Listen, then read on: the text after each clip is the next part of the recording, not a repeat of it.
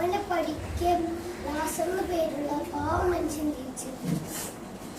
അവന്റെ ശരീരം മുഴുവൻ മുറിവുകളായിരുന്നു. നായ്ക്കൾ വന്ന് ആ മുറിവുകൾ നക്കുക പതിവായിരുന്നു.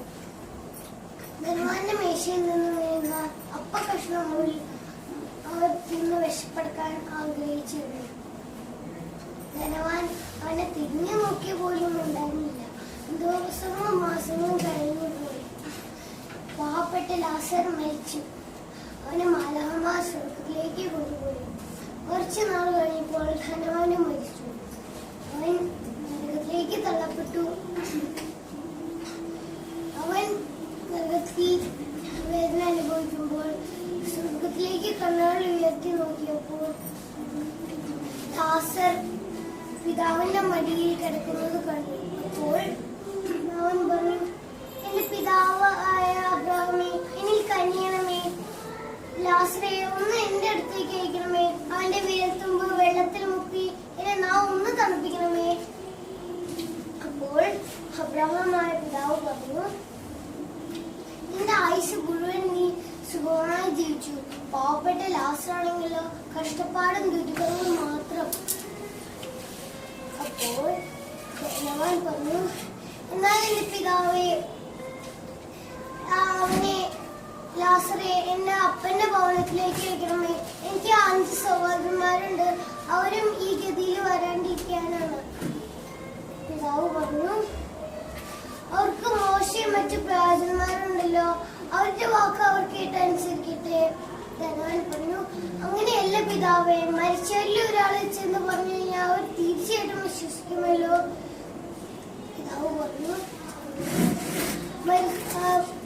മോശയും മറ്റു പ്രവാചകന്മാരും പറയുന്നത് കേട്ടില്ലെങ്കിൽ ഇങ്ങനെയാണ് മരിച്ചവരിൽ ഒരാൾ ചെന്ന് പറയുന്നത് വിശ്വസിക്കുക. കൂട്ടുകാരെ, ഇതിൽ നിന്ന് നാം മനസ്സിലാക്കുന്നത് നമുക്ക് അവസരം കിട്ടുമ്പോൾ നമ്മൾ മറ്റുള്ളവരെ സഹായിക്കണം. കഥയാണ് ധനവാന്റെ ലാസറിന്റെ കഥ. ഒരിക്കലൊരിടത്ത് ഒരു ധനവാൻ ഉണ്ടായിരുന്നു. അവന് എല്ലാ ജീവിത സൗകര്യവും ഉണ്ടായിരുന്നു. അവന്റെ ആ വലിയ വീടിന്റെ പടിക്കൽ ലാസർ എന്ന് പേരുള്ള പാവപ്പെട്ട മനുഷ്യൻ തീർന്നിരുന്നു. അവന്റെ ശരീരം മുഴുവൻ മുറിവുകളായിരുന്നു. ഡോക്ടർ വന്ന ആ മുറിവുകൾ നക്കുക പതിവായിരുന്നു. ധനവാൻ അവനെ തിരിഞ്ഞു നോക്കിയ പോലുമില്ല.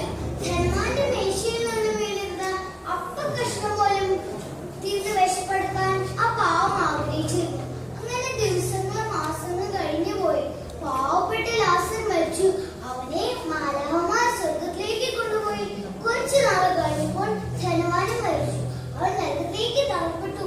നരകത്തിൽ കടന്നു വേദന അനുഭവിക്കുമ്പോൾ സ്വർഗത്തിലേക്ക് കണ്ണുയർത്തി നോക്കിയപ്പോൾ അതാ പിതാവായ അബ്രാഹത്തിന്റെ മടിയിൽ ലാസർ കിടക്കുന്നതാണ്. പിതാവായ അബ്രാഹത്തിനോട് ചോദിച്ചു, എന്റെ പിതാവായ അബ്രാഹമേ, എന്നെ കരയണമേ, ലാസറെ എന്റെ അടുത്തേക്ക് ഒന്ന് അയക്കണമേ. അവന്റെ വിരൽത്തുമ്പ് വെള്ളത്തിൽ മുക്കി എന്റെ നാവ് ഒന്ന് തണുപ്പിക്കണമേ. പിതാവായ അബ്രാഹം പറഞ്ഞു, മോനെ, നിന്റെ ആയുസ് മുഴുവൻ നീ സുഖമായി ജീവിച്ചു. പാവപ്പെട്ട ലാസർ നിന്റെ പടിക്ക് കിടന്നു.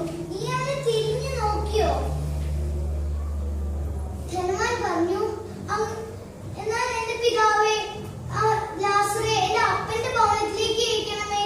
എനിക്ക് 5 സഹോദരന്മാരുണ്ട്. അവരും ഈ ഗതിയിൽ വരാണ്ടിരിക്കാനാണ്. പിതാവായ അബ്രാഹം പറഞ്ഞു, അവർക്ക് മോശയും മറ്റു പ്രവാചകന്മാരുണ്ടല്ലോ, അവരുടെ വാക്ക് അവർ കേട്ട് അനുസരിക്കട്ടെ.